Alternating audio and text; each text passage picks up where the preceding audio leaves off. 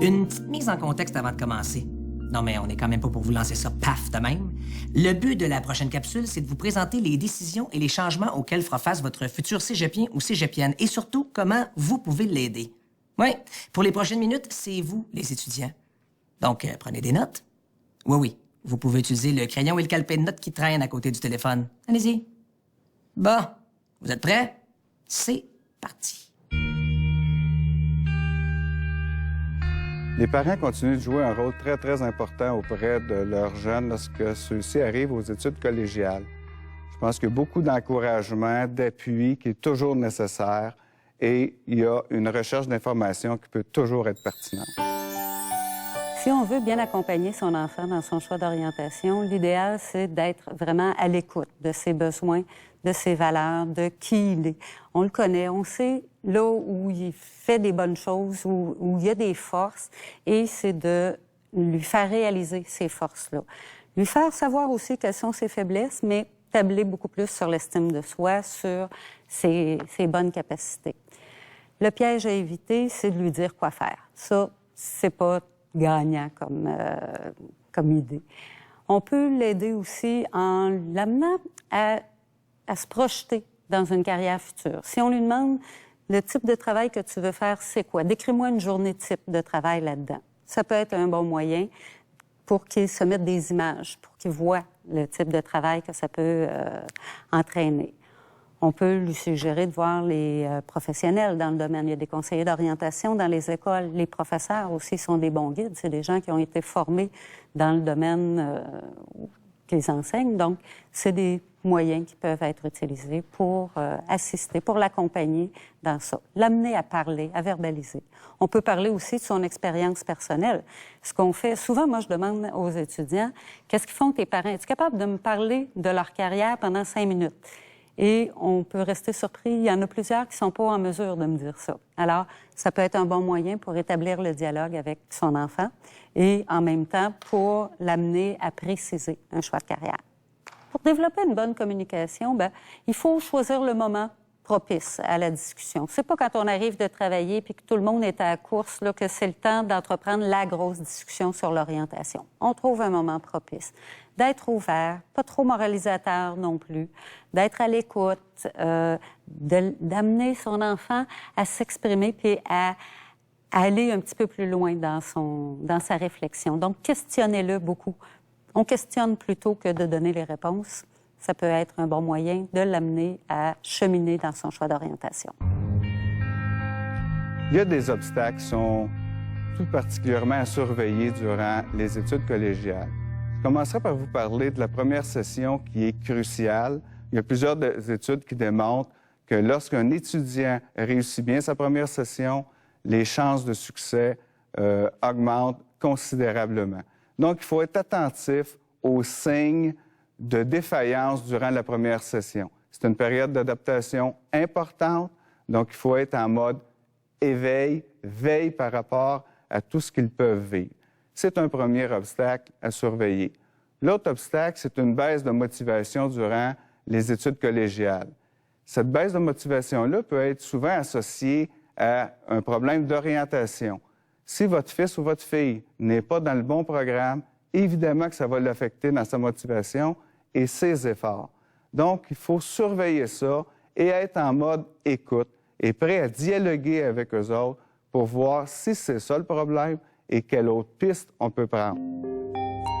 Un changement d'orientation, c'est fréquent au collégial. On a à peu près 30-35 % des étudiants qui changent d'orientation. À leurs yeux, c'est dramatique. Ils ont fait un choix, puis là, tout à coup, ils se rendent compte que c'est plus ça. Donc, ils arrivent face à un vide. En tant que parent, on peut aider à dédramatiser ça. C'est pas la fin du monde que de changer de programme. Oui, ça prolonge la durée des études, mais en même temps, ça fait en sorte que cette personne-là va avoir testé un choix de programme, va y avoir goûté un peu, et le fait d'y goûter, ça fait en sorte qu'elle n'aura pas de regret à 40 ans de dire « j'aurais donc dû ». Ça a été essayé, on s'est rendu compte que c'était pas le bon choix, alors maintenant, il faut se retrousser les manches et trouver le bon choix. Peut-être que, dans un premier temps, le choix qui avait été fait était pas suffisamment approfondi. Peut-être que c'était un rêve d'enfance et qui n'a jamais été remis en question. Alors, l'adolescent, le jeune, se lance dans ce projet-là et tout à coup, il se rend compte que, oups, non, ça ne correspond pas. C'est correct que ça ne corresponde pas. Et là, il va y avoir une période plus sombre, plus noire, qui est difficile à passer, mais qui est essentielle, je pense, avant de retrouver un bon choix de carrière qui convienne mieux. C'est de le soutenir là-dedans, de l'amener à explorer encore plus, de différentes façons. On s'investit pour trouver son choix de carrière. L'exemple que je soulève souvent avec les étudiants, c'est quand ils étaient en 5e secondaire, ils ont passé du temps à préparer leur bal de finissant.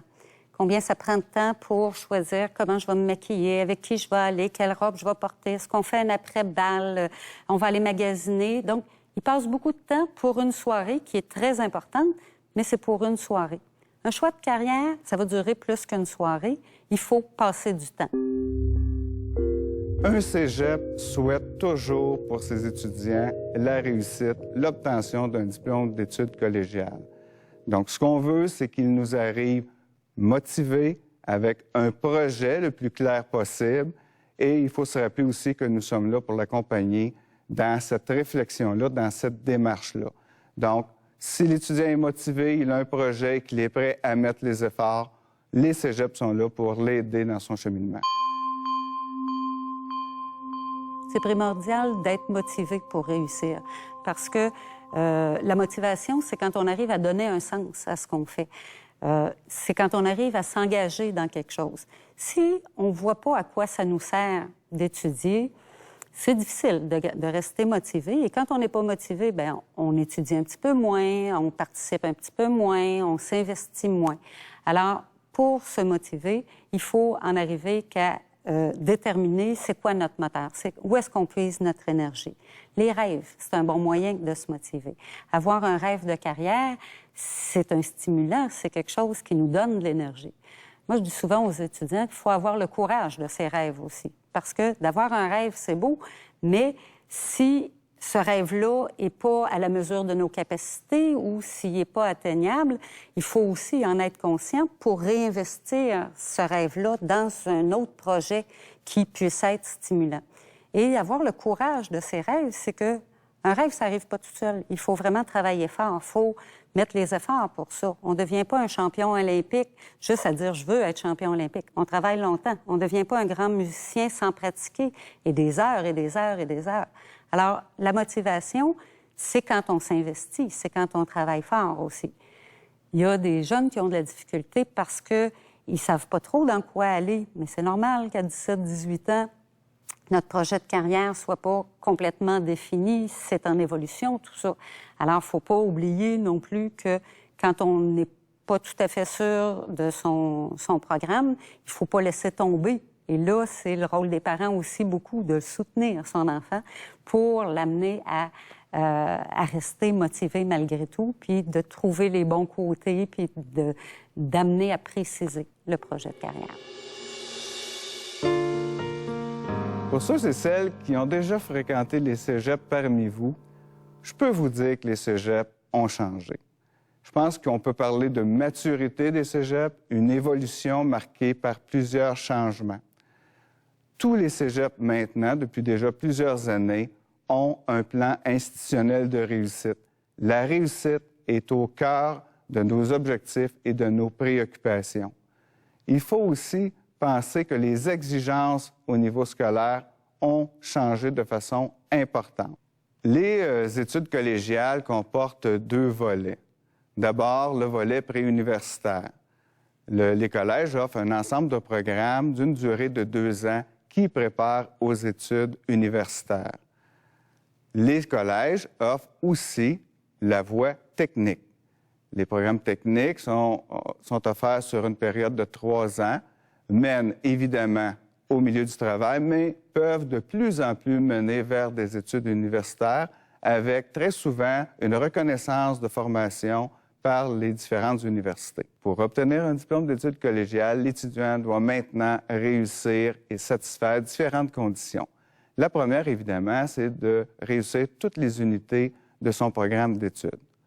Un programme est divisé en 2 volets. Le premier volet étant la formation générale, comprenant des cours de philosophie, de français, d'éducation physique, de langue seconde et des cours complémentaires. Le deuxième volet, la formation spécifique.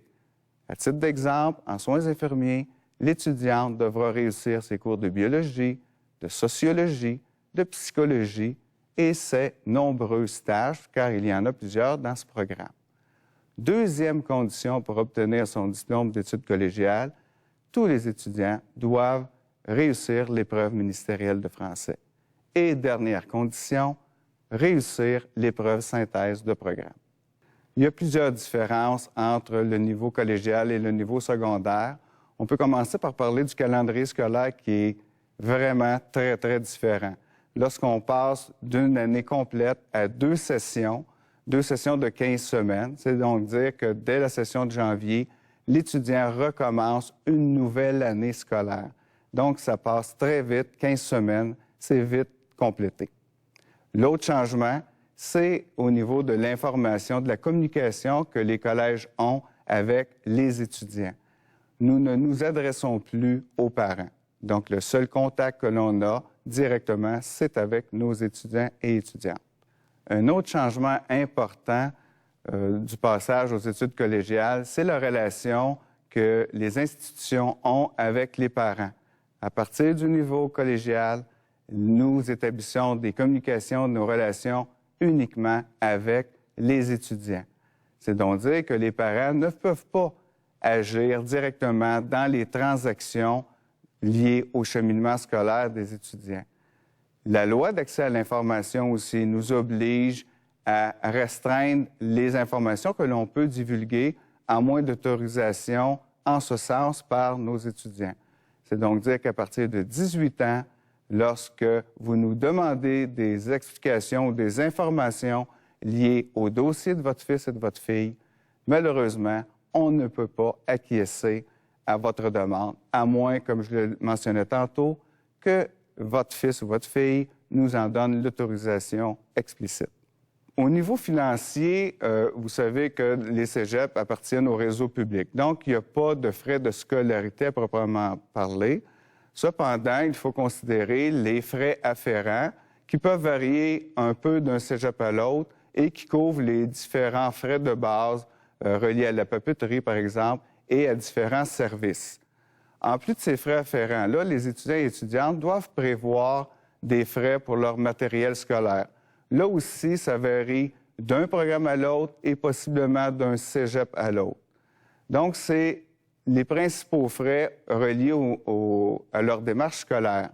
D'autre part, il ne faut pas oublier que pour certains étudiants qui ont, par exemple, à se trouver un appartement, il y a des frais d'hébergement et de subsistance lorsque ceux-ci et celles-ci quittent la maison familiale.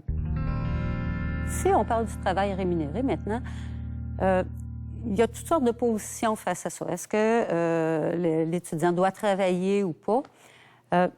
J'ai l'impression que de travailler un certain nombre d'heures, c'est formateur, c'est bon. Ça amène l'adolescent, le jeune adulte à connaître autre chose, à se débrouiller, à devenir plus autonome, autant financièrement que sur le plan émotif, sur le plan social.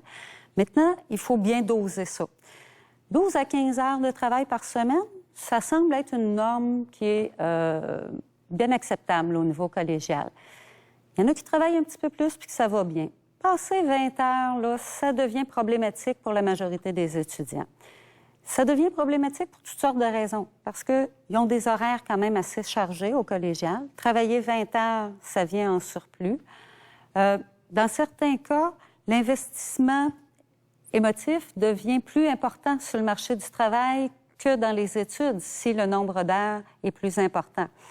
Fait que là, il faut être vigilant face à ça, parce que l'étudiant est à risque de décrochage à ce moment-là. Alors, on peut essayer de doser ça en fonction des capacités de chacun, mais 12 à 15 heures, ça peut être une bonne norme.